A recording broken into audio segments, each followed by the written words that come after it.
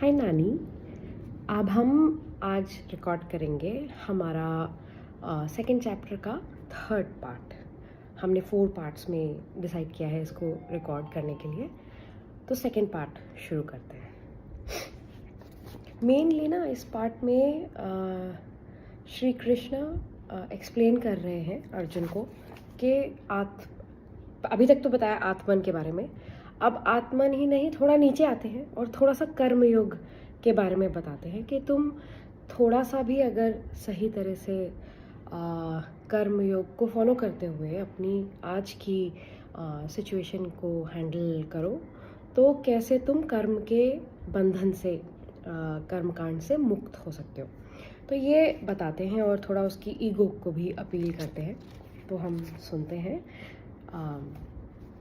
Verse 29 से second chapter. ओम श्री गुरुभ्यो नमः। हरि ओम। श्री कृष्ण परब्रह्मणे नमः। अथ श्रीमद्भगवद्गीता द्वितीयोऽध्यायः सांख्ययोगः। आश्चर्यवत् पश्यति कश्चिदेनम् आश्चर्यवद्वदति तथैव चान्यः आश्चर्यवच्चैनमन्यः शृणोति श्रुत्वाप्येनं वेद न चैव कश्चित्। देहि नित्यमवध्योऽयं देहे सर्वस्य भारत। तस्मात् सर्वाणि भूतानि न त्वं शोचितुमर्हसि। स्वधर्ममपि चावेक्ष्य न विकम्पितुमर्हसि। धर्म्याद्धियुद्धात् श्रेयोऽन्यत् क्षत्रियस्य न विद्यते। यदृच्छया चोपपन्नं स्वर्गद्वारमपावृतं। सुखिनः क्षत्रियाः पार्थ लभन्ते युद्धमीदृशम्। अथ चेत्त्वमिमं धर्म्यं सङ्ग्रामन्न करिष्यसि ततः स्वधर्मं कीर्तिं च हित्वा पापमवाप्स्यसि। अकीर्तिं चापि भूतानि कथयिष्यन्ति ते व्ययाम्। सम्भावितस्य मरणादतिरिच्यते। भयाद्रणादुपरतं मंस्यन्ते त्वां महारथाः। येषां च त्वं बहुमतो भूत्वा यास्यसि लाघवम्। अवाच्यवादांश्च बहून् वदिष्यन्ति तवाहिताः। निन्दन्तस्तव सामर्थ्यं ततो दुःखतरन्नु किं। हतो वा प्राप्स्यसि स्वर्गं जित्वा वा भोक्ष्यसे महीम्। तस्मादुत्तिष्ठ कौन्तेय युद्धाय कृतनिश्चयः। सुखदुःखे समे कृत्वा लाभालाभौ जयाजयौ। ततो युद्धाय युज्यस्व नैवं पापमवाप्स्यसि।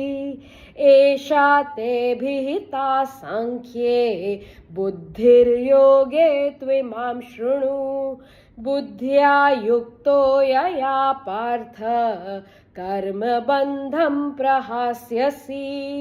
नेहाभिक्रमनाशोऽस्ति प्रत्यवायो न विद्यते। स्वल्पमप्यस्य धर्मस्य त्रायते महतो भयात्।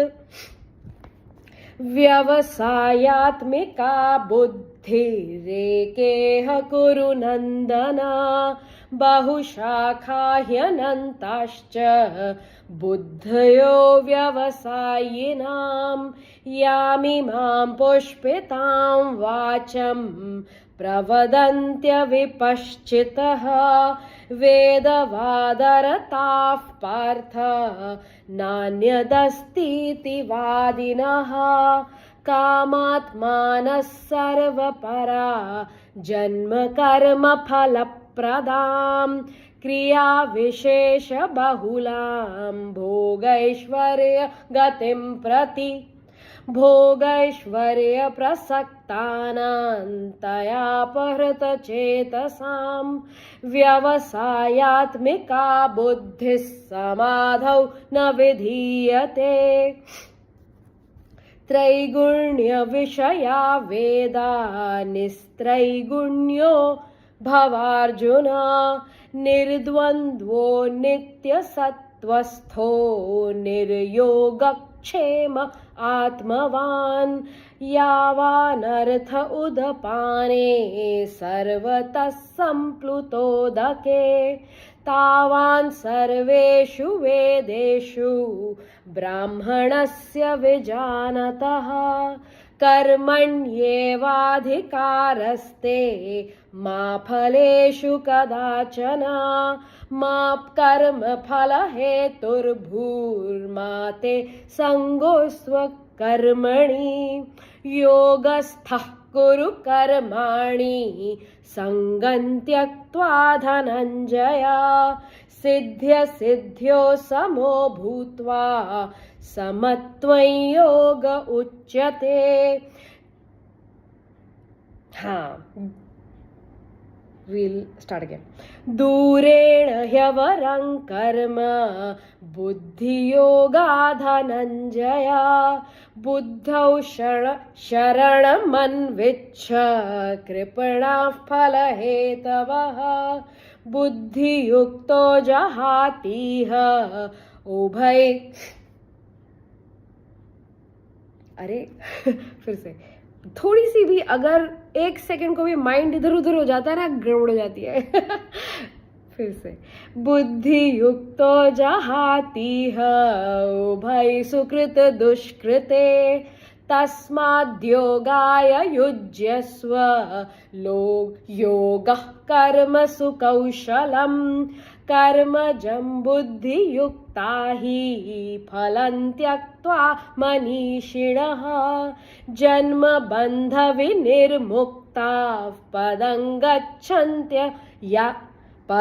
गच्छन्त्यनामयम् यदा ते मोहकलिलं बुद्धिर्व्यतितरिष्यति तदा गन्तासि निर्वेदं श्रोतव्यस्य श्रुतस्य च श्रुतिविप्रतिपन्ना ते यदा स्थास्यति निश्चला समाधावचला बुद्धिस्तदा योगमवाप्स्यसि।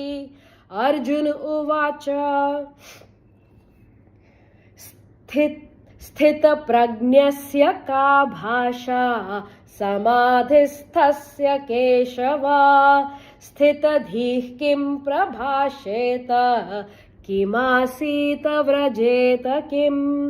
श्रीभगवानुवाच प्रजहाति यदा कामान् सर्वान् पार्थमनोगतान् आत्मन्येवात्मना तुष्टः स्थितप्रज्ञस्तदोच्यते दुःखेष्वनुद्विग्नमनः सुखेषु विगतस्पृहः वीतरागभयक्रोधः स्थितधीर्मुनिरुच्यते। ॐ श्रीकृष्णार्पणम् अस्तु।